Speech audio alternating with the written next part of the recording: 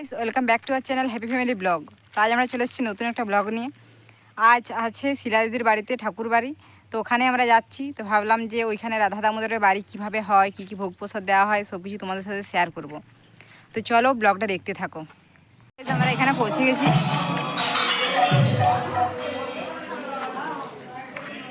এটা হলো মন্দির।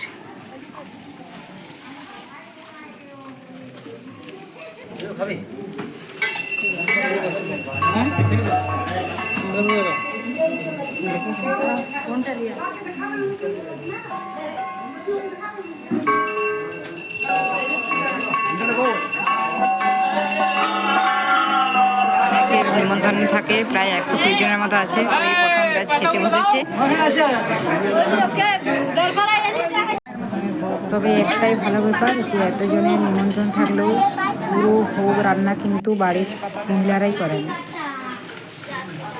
এরপর আমরা বসে পড়েছি ভোগ প্রসাদ গ্রহণ করতে। তো প্রথমেই পাতা দিয়ে দিয়েছি, শাল পাতা। এখানে কিন্তু কোনো আর্টিফিশিয়াল পাতা ব্যবহার করা হয় না, পুরো গাছ থেকে তুলে আনা পাতা ব্যবহার করা হয়। আর এই যে আমরা দুজন বসে পড়েছি। তো একে একে চলে এলো, প্রথমে চলে এলো ভোগ, অন্নভোগ। আর তারপর চলে এলো ডাল, আর তার সাথে ছিল একটা পাঁচমিশালি কুমড়ার সাথে পটল, আলু, বরবটি এই সমস্ত কিছু দিয়ে। আর একটা ছিল বেগুন, আলু, কাঁচকলাই, পোস্ত।